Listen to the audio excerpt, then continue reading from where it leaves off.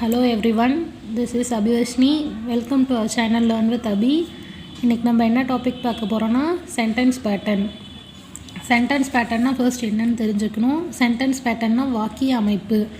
ஒரு சென்டென்ஸ் இருக்குனாவே இந்த ஒரு லைன் சென்டென்ஸில் இருக்குனாவே நமக்கு சென்டென்ஸ் பேட்டர்ன் தெரிஞ்சிருந்தால் மட்டும்தான் நம்ம இங்கிலீஷில் கரெக்டாக எதையுமே பண்ண முடியும். ஃபஸ்ட்டு சென்டென்ஸ் பேட்டர்னா என்னென்னு தெரிஞ்சுக்கிட்டோம், வாக்கிய அமைப்பு. இப்போ இந்த சென்டென்ஸ் பேட்டர்னுக்கு என்னென்ன முக்கியங்கிறத பார்க்கலாம். சென்டென்ஸ் பேட்டர்னுக்கு 5 எலமெண்ட்ஸ் மொத்தம் இருக்குது. அந்த 5 எலமெண்ட்ஸ் தான் இதுக்கான பில்லர்ஸ்னே சொல்லலாம். அந்த 5 எலமெண்ட்ஸ் என்னென்னா சப்ஜெக்ட், வேர்ப், ஆப்ஜெக்ட், காம்ப்ளிமெண்ட், அட்ஜென்ட். இதெல்லாம் தான் இதுக்கு முக்கியமானது. ஃபஸ்ட்டு சப்ஜெக்ட்னால் என்ன நம்ம தெரிஞ்சுக்கலாம். சப்ஜெக்ட்னால் நமக்கு எல்லாருக்குமே தெரியும். ஒரு சென்டென்ஸில் ஃபர்ஸ்ட் இருக்கிறது தான் நம்ம சப்ஜெக்ட்னு மெயினாக முதல்ல சொல்லுவோம். இங்கே நம்ம அதை வித்தியாசமாக எப்படி பார்க்குறோன்னா, சப்ஜெக்ட் ஆக்டிவ் வாய்ஸில் சப்ஜெக்டை நம்ம எப்படின்னு சொல்லுவோம்னா டியர் ஆஃப் த ஆக்ஷன் அப்படின்னு சொல்லுவோம். டியர் ஆஃப் த ஆக்ஷன்னா செயலை செய்பவர். இப்போ ஐ ரைட் ஏ லெட்டர் அப்படின்னா அதில் அந்த ரைட்டுங்கிறது ஒரு செயல் தானே, அந்த செயலை நம்ம செய்கிறோம். அப்போ ஐங்கிறது தான் சப்ஜெக்ட். அதுவே பேசிவ் வாய்ஸில் பார்த்தோன்னா ரிசீவர் ஆஃப் த ஆக்ஷன், அந்த ஆக்ஷனை நம்ம பெற்றுக்கொள்கிறோம், நம்மளால் செய்யப்பட்டது அப்படின்னு சொல்கிறோம். இப்போ a letter was written by me அப்படின்னு இருக்குன்னா அதை எப்படி சொல்லலான்னா அந்த லெட்ரு என்னால் எழுதப்பட்டது. அப்போ அந்த இடத்துல நம்ம சப்ஜெக்ட் ரிசீவர் ஆகிடும். என்னால் எழுதப்பட்டது, என்ன எழுதப்பட்டது, லெட்டர். அப்போ அந்த லெட்டர் தானே இங்கே ரிசீவர், அது என்னால் எழுதப்பட்டது அப்படின்னு சொல்கிறோம். இப்போ வேர்ப்னா என்னன்னு பார்க்கலாம். வேர்ப்னா expresses the action of the subject. சப்ஜெக்டோட செயலை சொல்கிறது தான் வேர்ப். இப்போ சிம்பிளாக எடுத்துக்கிறோன்னா சப்ஜெக்ட்னால் நம்ம அந்த ஐ ரைட் ஏ லெட்டரே எடுத்துக்கலாம். இப்போ ஐங்கிறது தான் சப்ஜெக்ட் ஆகிடும். ரைட், நான் சப்ஜெக்ட்டுங்கிறது இப்போ நாங்கிறது தான் ஐ அங்கே. அப்போ என்னோட செயலை அது குறிக்குது. அப்போ நான் என்ன பண்ணுறாங்க, ஐ ரைட் பண்ணுறேன். அப்போ அந்த ரைட்டுங்கிறது தான் வேர்ப். அதே மாதிரி இந்த வேர்ப் 3 டென்சஸை குறிக்கும். என்னென்னா present time, past tense, future tense. ஓகேவா? அடுத்தது என்ன பார்க்குறோன்னா ஆப்ஜெக்ட். ஆப்ஜெக்ட்னால் என்னென்னு தெரிஞ்சுக்கணும் நம்ம. ஆப்ஜெக்ட்டுங்கிறது என்னென்னா ஒரு கொஷினுக்கான 2 கொஷினுக்கான ஆன்சராக அது வரும். என்னென்னா ஹூ, வாட் அப்படிங்கிற கொஷினுக்கான ஆன்சராக வர்றது தான் ஆப்ஜெக்ட். இப்போ ஆப்ஜெக்ட் 2 டைப்ஸ் இருக்குது. என்னென்னா direct object, indirect object. First direct ஆப்ஜெக்ட்னால் என்னென்னு பார்த்துக்கலாம். வாட்டுங்கிற கொஷினுக்கு ஆன்சராக வந்ததுன்னா அது டைரக்ட் ஆப்ஜெக்ட். அதே ஹூங்கிற கொஷினுக்கு ஆன்சராக வந்ததுன்னா அது இன்டைரக்ட் ஆப்ஜெக்ட். இப்போ வாட்டுங்கிறதுனா என்ன அப்படிங்கிற கொஷினுக்கு ஆன்சராக வரும். டைரக்ட் ஆப்ஜெக்ட்டுங்கிறது எப்பயுமே ஒரு திங்காக தான் இருக்கும், ஒரு பொருளாவோ இல்லை ஒரு விஷயமாவோ தான் இருக்கும். அதே இன்டைரக்ட் ஆப்ஜெக்ட்டுங்கிறது ஒரு பர்சனாக தான் எப்பயுமே இருக்கும், மனிதர்களை குறிக்கும். இல்லைனா ஏதாவது ஒரு அனிமல்ஸ், அந்த மாதிரி ஹியூமன் பீயிங்ஸை குறிக்கிறது தான் இன்டைரக்ட் ஆப்ஜெக்டாக இருக்கும். இப்போ நம்ம ஆப்ஜெக்ட்டுங்கிற விஷயத்த நம்ம எக்ஸாம்பிளோடு பார்க்கலாம். First I presented him A camera. இதில் இப்போ எது சப்ஜெக்ட்னா ஐங்கிறது சப்ஜெக்ட் நம்ம எல்லாருக்குமே தெரியும். ப்ரெசன்டடுங்கிறது வேர்பு, இதுவும் தெரியும். இப்போ ஹிம் ஏ கேமரா. இப்போது இதில் எது டைரக்ட் ஆப்ஜெக்ட், எது இன்டைரக்ட் ஆப்ஜெக்ட்னு தெரிஞ்சுக்கலாம். நம்ம என்ன சொல்லிருக்கோம், டைரக்ட் ஆப்ஜெக்ட்னாவே எப்பயுமே ஒரு பொருளாக தான் இருக்கும்னு சொல்லிருக்கோம். அப்போ இந்த இடத்துல பொருள் எது, கேமரா. அதனால் இது டைரக்ட் ஆப்ஜெக்ட். இன்டைரக்ட் ஆப்ஜெக்ட்னால் என்ன சொல்லிருக்கோம், அது எப்பயுமே ஒரு பர்சனாக தான் இருக்கும்னு சொல்லிருக்கோம். அப்போ இங்கே ஹிம்முங்கிறது தானே பர்சன், அதனால் அதை இன்டைரக்ட் ஆப்ஜெக்ட்னு சொல்கிறோம். இன்னொரு மெத்தட் படி இது ஒரு ட்ரிக் மாதிரி தான். ரூல் படி பார்த்தோன்னா இங்கே ஐ ப்ரெசன்டட் ஹிம், நான் அவங்களுக்கு ப்ரெசன்ட் பண்ணேன். என்ன ப்ரெசன்ட் பண்ணேன், வாட்டுங்கிற கொஷினுக்கு ஆன்சராக வருது. என்ன ப்ரெசன்ட் பண்ணேன், கேமரா. அப்போது இங்கே கேமராங்கிறது தான் ஆன்சர். ஓகேவா? கேமராங்கிறது வாட்டுக்கு வர்றதுனால டைரக்ட் ஆப்ஜெக்டோட ஆன்சர் கேமரா. அது யாருக்கு பண்ணேன், ஹிம், அவனுக்கு பண்ணேன். நான் கேமரா ப்ரெசன்ட் பண்ணேன். யாருக்கு, ஹூம். அப்போ இது இன்டைரக்ட் ஆப்ஜெக்ட். அடுத்தது என்ன பார்க்குறோன்னா அதே இதை நம்ம இப்போ இது ஆக்டிவ் வாய்ஸில் பார்த்தோம். இப்போ பேசிவ் வாய்ஸில் பார்க்கலாம். A camera was presented by me for him. ஓகேவா? இது இப்போ நம்ம கேமரா வந்து என்னால் அவனுக்கு கொடுக்கப்பட்டது அப்படின்னு சொல்லிட்டு பாசிவ் வாய்ஸில் பார்க்குறோம். அதையே நம்ம இப்படியும் எழுதலாம். எப்படின்னா he was presented by me, அவனுக்கு வந்து நான் ப்ரெசென்ட் பண்ணேன் என்னென்னா ஏ கேமரா. இப்போ இதில் எது டைரக்ட் ஆப்ஜெக்ட் எது இன்டைரக்ட் ஆப்ஜெக்ட்னு பார்க்கலாமா? இப்போ வந்து ஹீங்கிறது சப்ஜெக்ட்டு, வாஸ் ப்ரெசென்டடுங்கிறது வேர்பு, பை மீ ஏன்னா இங்கே மீங்கிறது தான் என்னது பர்சன். இன்டைரக்ட் ஆப்ஜெக்டில் நம்ம பர்சன் தான் வரும்னு சொல்லியிருக்கோம். அப்போ பை மீங்கிறதுனால இன்டைரக்ட் ஆப்ஜெக்ட். ஏன் கேமராங்கிறது என்ன பொருள், இங்கே டைரக்ட் ஆப்ஜெக்ட்னு வந்துடும். ஓகேவா? அடுத்தது காம்ப்ளிமெண்ட். காம்ப்ளிமெண்ட்னால் நம்ம என்னென்னு பார்க்குறோம். காம்ப்ளிமெண்ட்டை தமிழில் எப்படி சொல்லுவாங்கன்னா முற்று வார்த்தை. அதாவது இது இருந்தால் தான் ஒரு சென்டென்ஸ்க்கு வந்து ஒரு மீனிங்கே தரும். கம்ப்ளீட் த சென்டென்ஸ், இது இருந்தால் தான் அந்த சென்டென்ஸ் கம்ப்ளீட் ஆகும். அது இல்லாமல் அந்த சென்டென்ஸ்க்கு மீனிங்கும் தரும். அதே மாதிரி without complement the sentence is not completed. Complement இல்லாமல் சென்டென்ஸ் வந்து கம்ப்ளீட் ஆகாது. அதே மாதிரி இது என்ன பண்ணுன்னா ஒருத்தவங்க செய்கிற வேலையை கூட குறிக்கும். ஒருத்தவங்க அவங்களோட ப்ரொஃபஷனை கூட இது காமிக்கும். டீச்சர், ப்ரொஃபஸர், டாக்டர் அந்த மாதிரி அவங்க ப்ரொஃபஷனை கூட இது காமிக்கும். இப்போது இதுக்கு நம்ம எக்ஸாம்பிள் பார்க்கலாம். தே வேர் ஆங்க்ரி, அவங்களாம் கோவமாக இருந்தாங்க அப்படின்னு சொல்லிட்டு இங்கே இருக்குது. இப்போது தே வேர், தேங்கிறது சப்ஜெக்ட்டு, வேறுங்கிறது வேர்பு, ஆங்க்ரிங்கிறது காம்ப்ளிமெண்ட்டு.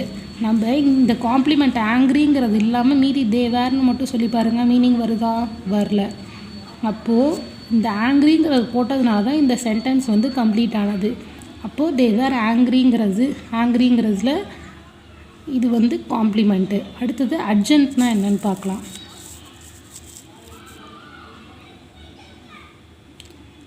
அர்ஜென்ட்னா என்னென்னா இப்போ ஒரு சென்டென்ஸ் இருக்குன்னா அந்த சென்டென்ஸ்க்கு அர்ஜென்ட்டுங்கிறது எக்ஸ்ட்ரா இன்ஃபர்மேஷனை வந்து கொடுக்கும். இருக்கிறத விட கூடுதலாக இன்ஃபர்மேஷன் கொடுக்கும். இப்போது gives extra information to the sentence. நார்மலாக இருக்கிறதுக்கு எக்ஸ்ட்ரா இன்ஃபர்மேஷன் கொடுக்கும். இப்போது ஷீ இஸ் அ கேர்ள் அப்படிங்கிறது ஒரு நார்மல் சென்டென்ஸு. இப்படியே சொல்லணும்னா she is a girl looks beautiful அப்படின்னா பியூட்டிஃபுல், அந்த பொண்ணு அவள் ஒரு பொண்ணு, அவள் வந்து பியூட்டிஃபுல்லாக இருக்கா அப்படின்னு சொல்லிட்டு சொல்கிறோம். அதே மாதிரி இது ஒரு சென்டென்ஸை கம்ப்ளீட் பண்ணுறதுக்கு தேவைன்னா இல்லை, இது இல்லாமையும் ஒரு சென்டென்ஸ் இருக்கும். காம்ப்ளிமெண்ட் தான் முக்கியமாக இருக்கணும், இது இல்லாமையும் ஒரு சென்டென்ஸ் இருக்கும். அடுத்தது the sentence is meaningful even it is removed. Adjunct இல்லைனாலுமே ஒரு சென்டென்ஸ் வந்து மீனிங்ஃபுல்லாக இருக்கும். இப்போ she is a girl looks beautiful அப்படின்னு இருக்குன்னா நம்ம அந்த லுக்ஸ் பியூட்டிஃபுல்ங்கிறது இல்லைனாலுமே ஷீ இஸ் அ கேர்ள், அவள் ஒரு பொண்ணு அப்படின்னு சொல்லிட்டு மீனிங் வந்து கம்ப்ளீட் ஆகுது. ஓகேவா? இப்போ அர்ஜென்ட்க்கு நம்ம ஒரு எக்ஸாம்பிள் பார்க்கலாம். ஹீ ஸ்பீக்ஸ் வெல், அவன் நல்லா பேசுவான். ஹீ ஸ்பீக்ஸ்னால் அவன் பேசுவான் அப்படின்னு சொல்லிட்டு முடிஞ்சிடும். வெல்னா அவன் நல்லா பேசுவான். அதே மாதிரி அர்ஜென்ட்டுங்கிறது எதுக்கெல்லாம் ஆன்சராக வரும்னா ஹவு, வென், வேர், இந்த 3 கொஷினுக்கும் அர்ஜென்ட் வந்து ஆன்சராக வரும். அப்போ ஹீ ஸ்பீக்ஸ் வெல், எப்படி அவன் பேசுகிறான்? ஹவு, எப்படி பேசுகிறான்? வெல். அப்போ அர்ஜென்ட்டுங்கிறது நல்லா ஞாபகம் வச்சுக்கணும். ஹவு, வென், வேர், இந்த 3த்துக்கும் அர்ஜென்ட் வந்து ஆன்சராக வரும். Let's see few examples. First example என்னென்னு பார்க்கலாம். காட் மேக்ஸ் அஸ் ஹோலி அப்படின்னு சொல்லிட்டு இருக்குது. இப்போது இதில் காட் என்னங்கிறதுனா சப்ஜெக்ட்டு, மேக்ஸுங்கிறது வேர்பு, அஸ் யாரை, ஹூ அப்படிங்கிற கொஷினுக்கு ஆன்சராக இருக்குது. அப்போ ஹூங்கிற கொஷினுக்கு ஆன்சராக இருந்தால் நம்ம என்னென்னு பார்த்துருக்கோம், இன்டைரக்ட் ஆப்ஜெக்ட்னு பார்த்துருக்கோம். அப்போ அஸ்ஸுங்கிறது என்னென்னா இங்கே யாரை காட் வந்து புனிதமடைய செய்கிறாரு அப்படின்னு சொல்லிட்டு கேட்டாங்கன்னா அஸ் நம்மளை தான், அதனால் அது வந்து இன்டைரக்ட் ஆப்ஜெக்ட். காட் மேக்ஸஸ், காட் வந்து செய்கிறாரு, என்ன செய்கிறாரு? ஹோலி, புனிதமடைய செய்கிறாரு. அப்போ ஹோலிங்கிறது வந்து டைரக்ட் ஆப்ஜெக்ட். இது வந்து ஹூங்கிற கொஷினுக்கு ஆன்சராக வந்திருக்கு.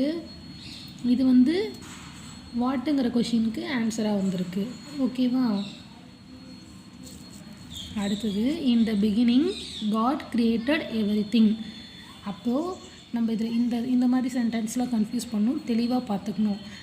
ஃபஸ்ட்டு வந்து இதில் எது சப்ஜெக்ட்னு நம்ம பார்த்துக்குறோம். காடுங்கிறது தான் சப்ஜெக்ட், அதை ஃபஸ்ட்டு சப்ஜெக்ட்னு போட்டுக்கிறோம். அடுத்தது கிரியேட்டடுங்கிறது வேர்பு, கிரியேட்டட்னு போட்டுக்கிறோம். இப்போது காட் கிரியேட்டட்னு மட்டும் இருந்ததுன்னா இந்த பிகினிங்கை மறந்துடுங்க. காட் கிரியேட்டட்னு மட்டும் இருந்ததுன்னா ஏதாவது மீனிங் தெரியுதா? கடவுள் உருவாக்குனாரு, அவ்வளோதான். ஆனால் என்ன உருவாக்குனாருன்னு தெரில இல்லையா? அப்போது எவ்ரிதிங், எல்லாத்தையுமே, வாட், கடவுள் என்னத்தை உருவாக்குனாருன்னு இங்கே இருக்குது.